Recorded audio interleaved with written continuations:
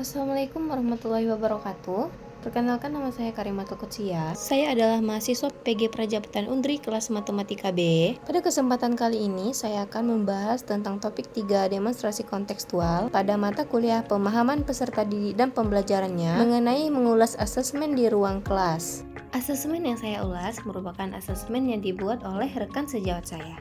Adapun informasi umum dari asesmen yang diulas ialah sebagai berikut.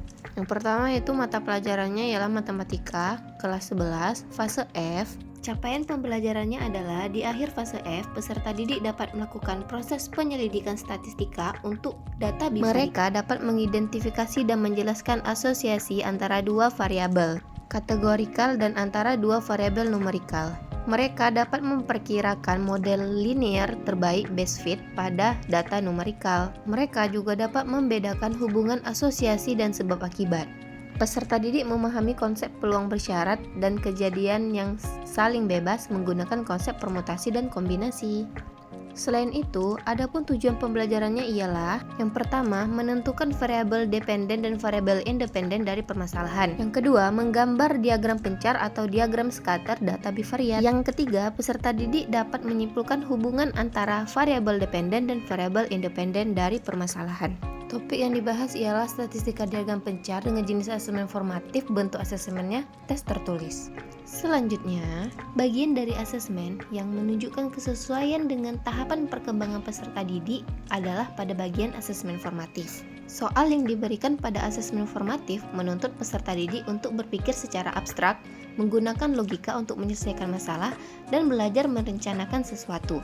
Selain itu, soal yang dibuat bukan hanya digunakan untuk mengukur kemajuan belajar peserta didik, akan tetapi juga bisa untuk mengukur kemajuan proses pembelajaran yang dilakukan oleh guru. Selanjutnya, bagian dari asesmen yang menunjukkan kesesuaian dengan perlunya mempertimbangkan aspek lingkungan budaya dan karakteristik peserta didik, yaitu pada bagian instrumen pada LKPD dan asesmen formatif. Hal ini dikarenakan masalah yang berkaitan dengan diagram pencar dapat dirancang secara kontekstual dan dekat dengan lingkungan peserta didik.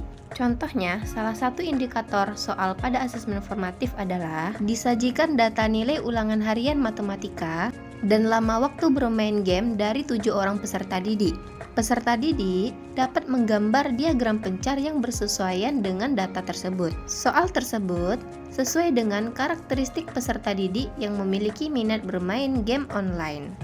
Selanjutnya, asesmen yang dirancang belum menunjukkan kesesuaian dengan kemampuan peserta didik, karena dalam asesmen tersebut hanya dibuatkan satu jenis asesmen untuk semua peserta didik. Artinya, asesmen yang dibuat tidak berdasarkan kepada kemampuan tinggi, sedang, dan rendah yang dimiliki oleh setiap peserta didik di dalam kelas. Selanjutnya, bagian dari asesmen yang menunjukkan kesesuaian sudah memberikan ruang bagi peserta didik untuk memberikan umpan balik adalah pada saat guru mengevaluasi jawaban dari peserta didik sebagai umpan balik. Selain itu, setelah mengerjakan asesmen tertulis, peserta didik dapat berdiskusi bersama guru tentang hasil tugas dan memberikan ruang bagi peserta didik untuk mengajukan pertanyaan atau mengklarifikasi pengetahuan mereka. Selanjutnya, adapun hal yang akan saya lakukan agar dapat meningkatkan efektivitas asesmen ialah yang pertama, melakukan pemetaan kebutuhan belajar siswa secara komprehensif. Hal ini sangat krusial karena pemetaan kebutuhan belajar peserta didik ini sangat penting dalam pembuatan asesmen yang sesuai dengan tingkat kemampuan peserta didik serta karakter peserta didik. Yang kedua, melakukan umpan balik di setiap pembelajaran dengan membahas secara seksama mengenai evaluasi yang telah dikerjakan oleh peserta didik, agar peserta didik dapat mengetahui letak kelemahan mereka. Selain itu, guru juga dapat memberikan umpan balik dalam berbagai teknik. Contohnya, guru dapat memberikan angket mengenai kesulitan yang dirasakan peserta didik saat mengerjakan asesmen. Yang ketiga, saya akan membuat asesmen yang bermakna.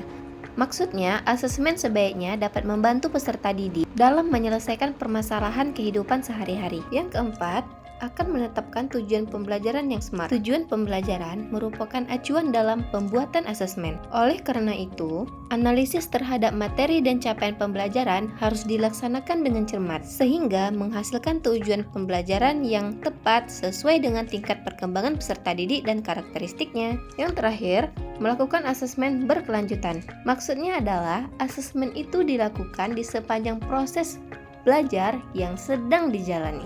Baiklah, sekian dari saya. Mohon maaf apabila ada kekurangan. Thank you for watching. Assalamualaikum warahmatullahi wabarakatuh. Sampai jumpa pada video selanjutnya.